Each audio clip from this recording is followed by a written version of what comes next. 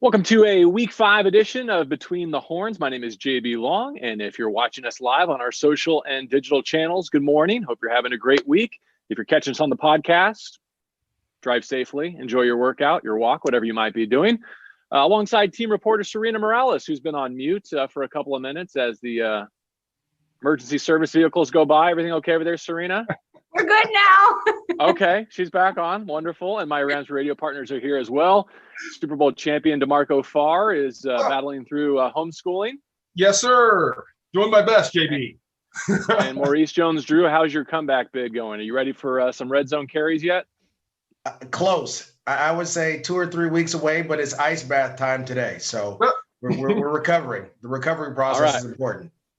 Well, the C.J. Anderson game plan is still locked and under key for whenever you're ready to pull the trigger on that. Serena, Week 5 is upon us. The 3-1 Rams are heading back to the East Coast for the third time in 4 weeks to face 1-3 Washington. But before we dive into that one, let's take a look back at the Rams' 17-9 victory over the Giants at SoFi Stadium. Yeah, it wasn't pretty, but a win is a win, right, guys? We're never going to complain about those. So really, the key is, what did we learn? Right? The defense kind of needs to, they continue to step up, I should say. Held the New York Giants to 3 field goals, sacked Daniel Jones 5 times. But the offense kind of struggled to find a rhythm. 240 total yards. That was their lowest since Week 12 against the Ravens last year. MJD, I'll start with you, ice bath guy. What do you think about this offense trying to find a rhythm here? Do they all just need to take ice baths? No. I think we didn't give the Giants front seven enough credit. I mean, DeMarcus Lawrence and company, they did a great job of forcing the Rams to be one-dimensional, which allowed them to run certain coverages. When you're playing Jared Goff, who's not the most mobile quarterback or the most willing to take off and run, you can play two-man, and all two-man is 2 safeties covering deep. Everyone else is shadowing underneath the receiver, and it makes it tough for throws. And so once they stopped the run and they kind of got away from the play-action pass a little bit, it made them one-dimensional. And credit to the Giants' front seven for doing that, and credit to those DBs. As we were talking, JB, they were sticking to those receivers. There wasn't a lot of space. And when they did give space, we saw Cooper Kupp catch that pass and, take it to the house. So the Giants' defense needs more credit. They played really well. And as DeMarco has said during the broadcast, when you're a 14-point underdog or a double-digit underdog, you're going to come out and play with a little pizzazz, a little fire, like your hair is on fire. So that's what we saw. The Rams did a great job of bouncing back and taking advantage of the opportunities that they got offensively. And like you said, Serena, defensively, sometimes you're going to have to win games that way. You're going to have to win the ugly game. You're going to have to show that you can win the game that's not the prettiest. And the Rams did that. No doubt. UGLY, you ain't got no alibi. Sometimes you have to win ugly. I agree with Maurice. I think New York's defense is better than we gave them credit for, better than expected. Joe Judge had those guys fired up.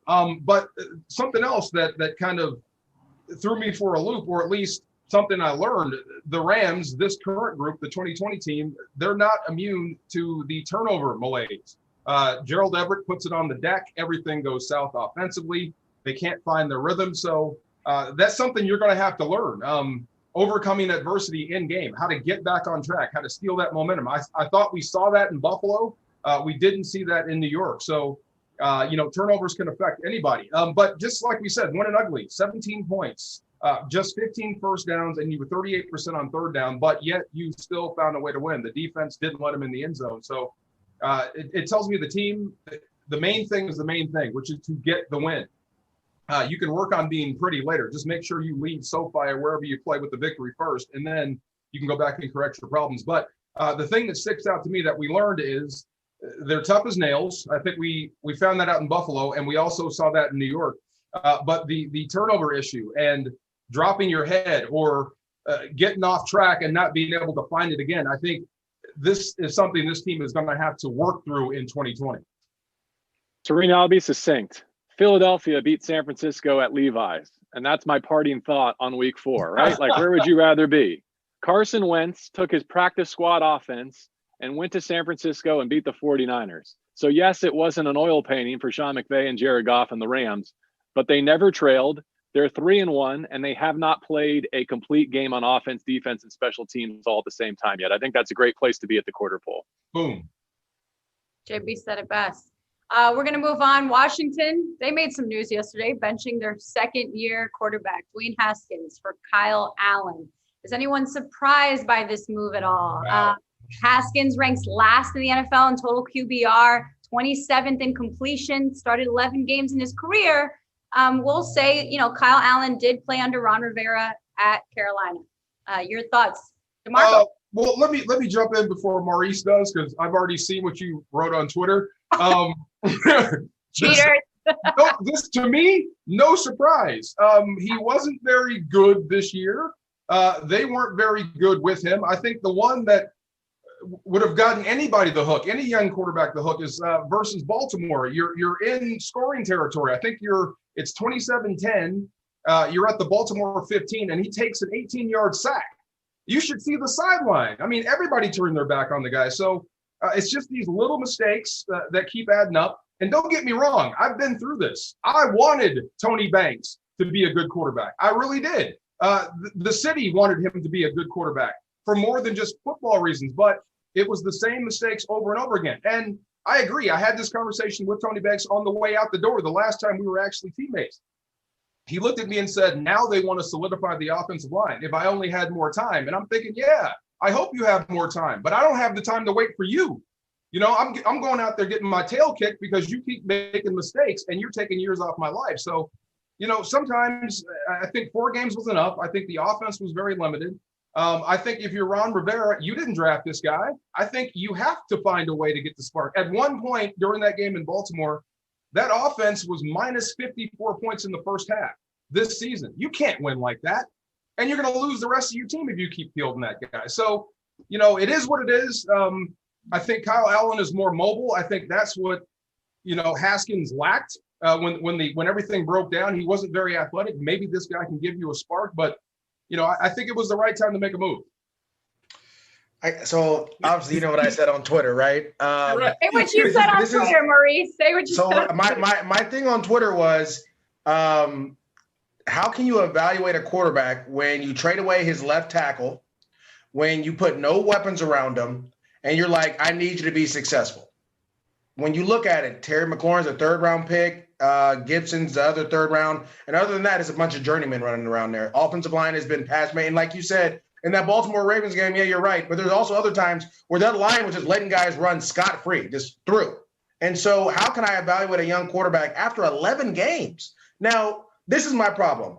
Daniel Jones is by far worse than him. Like turnover-wise, completion percentage, all those things, worse. Yet we give excuses. And so my thing with Ron Rivera is this. Yes, you didn't inherit, or yes, you didn't draft him. He's not your guy.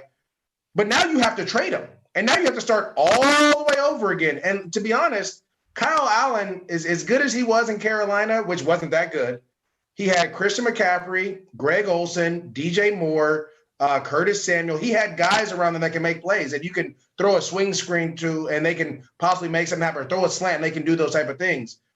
We're going to see what he can do in Washington. And if he can't do that, the question is, how many games do you give him? Because we've already seen him play 8 games with the Panthers and not do anything. And so my only concern is it's a team building thing.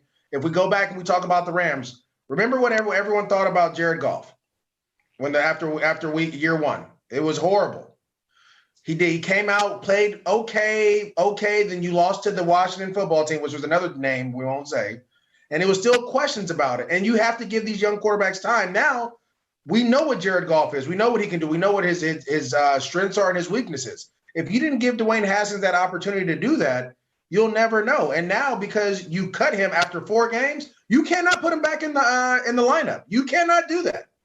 So wherever happens from here, and DeMarco, you know this as we all know, once you cut a quarter or you bench a quarterback or any player, you cannot put him back in. It's done. So he will be inactive the rest of the season. You'll have to trade him, and he's going to have to start his career over. But then if Kyle Allen's not the guy, or Alex Smith isn't the guy, who's, again, I'm still concerned about his leg, even though the doctors cleared him, I'm still concerned about his leg.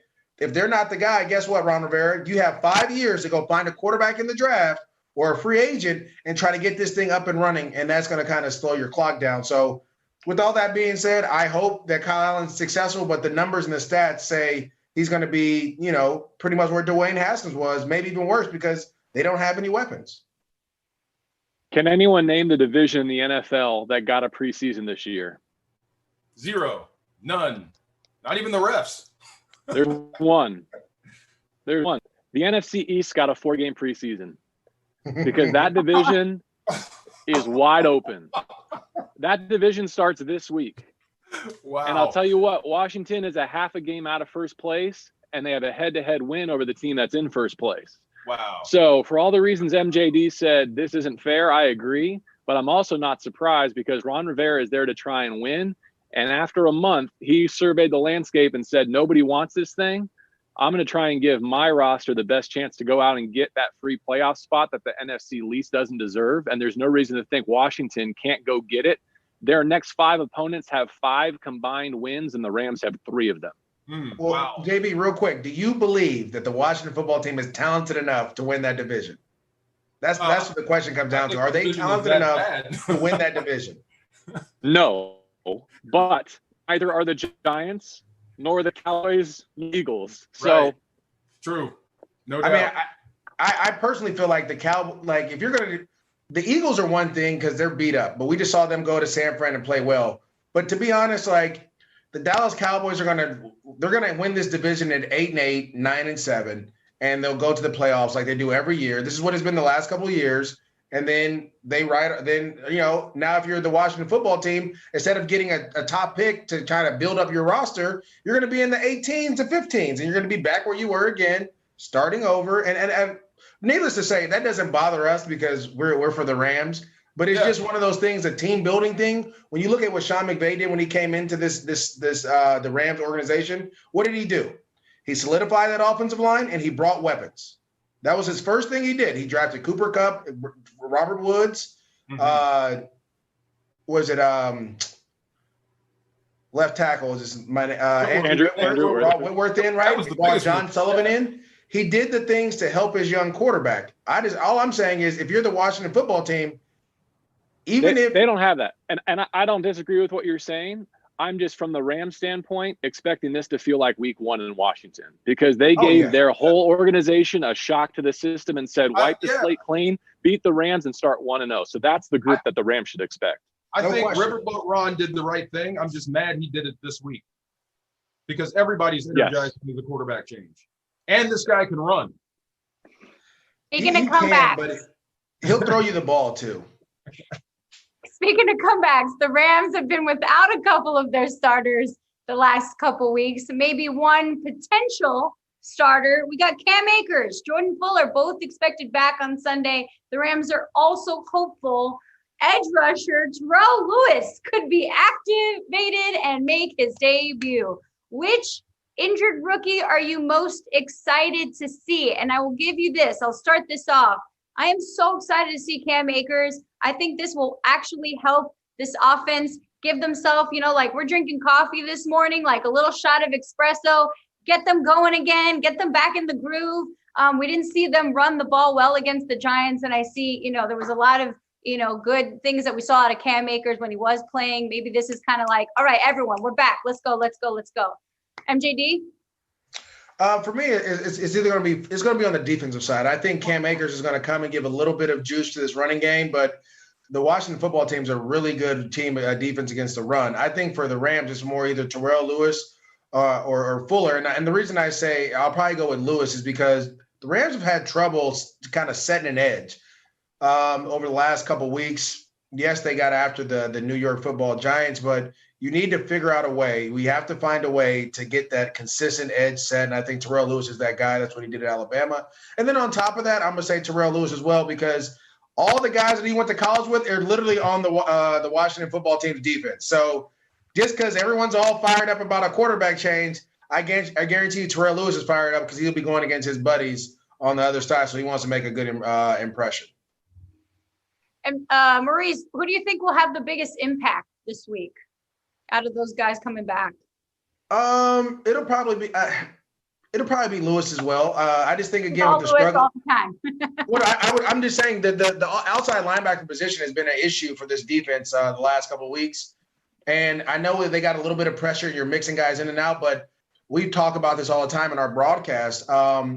you have to set an edge. You have to stop the run. That hasn't been consistent enough. And so Samson took a big step forward this week. But I think, again, as a group, they need to be better at stopping the run so that they can get to the quarterback. And if you're going to play, I promise you this week, if no one believes me now, just type in on Sunday, the Washington football team, they're going to run the ball. Okay. They know they can't block Aaron Donald. They have their offensive lines beat up. They're going to try to run the ball, shorten this game, and win with defense. I guarantee you. I've played for Jack Del Rio. I know Ron Rivera. That is what they're going to try to do, especially with a new quarterback. DFAR, are you on offense or defense here? Are you excited about rotating 3 guys into the running back group? I'm geeked to have Cam Akers back, really am. But I'm more of a 2-back guy. A lead back and a backup to split that role. I'll leave that to Maurice. And if you're going to have 3, then one guy's going to have a designated role, like a third down guy. But that's just the way I roll. But having Cam Akers back is going to be huge, especially for a team that wants to run the football and run it effectively like they have. But I'm excited to see what Terrell Lewis is. You said edge rusher Terrell Lewis. Is that what he is? I don't know. I'd love to see it.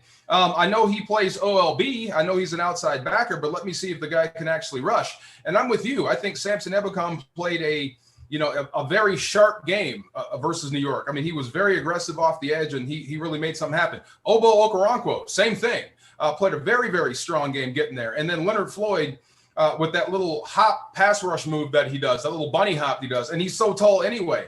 I think he's starting to bend that left corner tighter and tighter to the quarterback. So if you get more interior rush, there's nowhere to go. Now, the thing that scares me is Kyle Allen can run. And we saw last week, Daniel Jones can get out. He did get out. A week before that, they had trouble getting the Buffalo's quarterback, Josh Allen, on the ground. So mobile quarterbacks kind of give me pause. But I guess I'm more excited for Terrell Lewis to come back and play just so I can see exactly what they have and who he is and what he is, what type of player he is. But, having Cam Akers back in the mix, I think will actually pay more dividends towards a victory than anything else that's coming back. Jordan Fuller is another guy too. I think they're missing that boom in the backfield. Taylor Rapp played great, but this guy's an intimidator. This is an old school safety. When he's bringing it downhill and those running backs coming through the A-gap, Maurice, that'll get your attention. That'll make you slow down a little bit. So having that guy back in the secondary, I think will be great. But I'm more excited to see Terrell Lewis. Yeah, I'm kind of with DeMarco on this one. I mean, I think Jordan Fuller makes the biggest impact on this game because he's going to get the most snaps far and away. But if Lewis can go, I think that's the most important development for the Rams, because I would prefer he not make his NFL debut against the 49ers at the outset of NFC West play. And I can't help but think when they drafted Lewis, they had that 49ers offense, that rushing attack, those offensive tackles in mind as someone who could help them defeat that. And so I'd like to see him get his feet wet in Washington.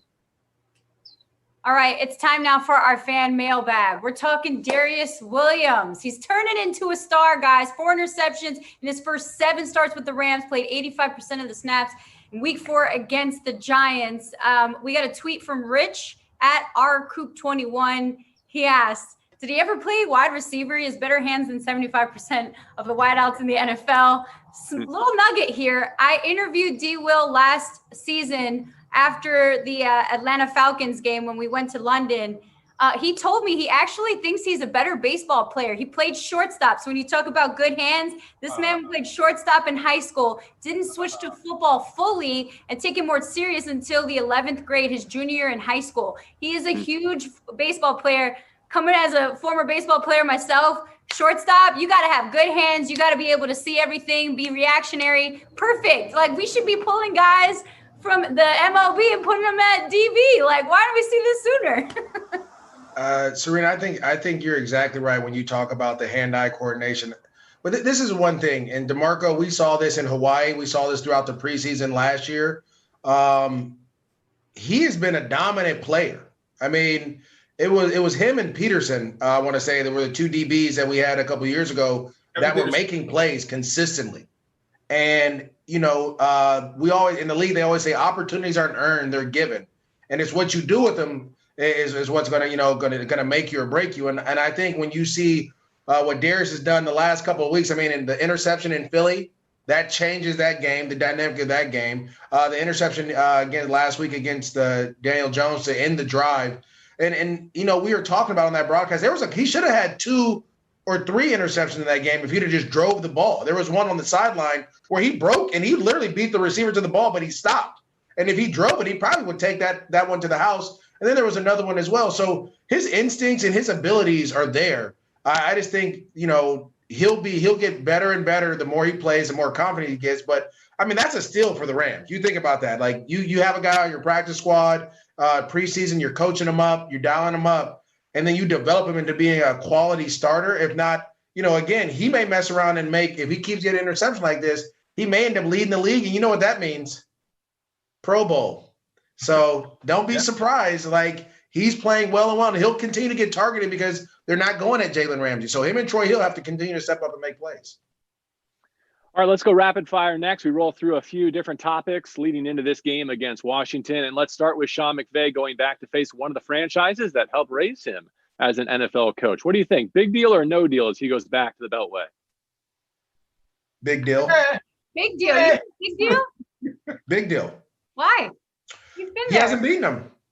Well, yeah. A big deal. The big deal. Okay. And you're going back to DC. That's the other part. You have a lot of friends there. You have family and friends or whatever it may be there coming to talk to him, and on his phone. He may not be in the game, but He said a significant amount of them aren't there anymore. He's like, you can This say was what not you the head want. coach coming back. This was, an offensive guy that left, so there will be no red carpet for him. There's no billboards. Welcome back, Sean McVay. He's going back to the place he used to work.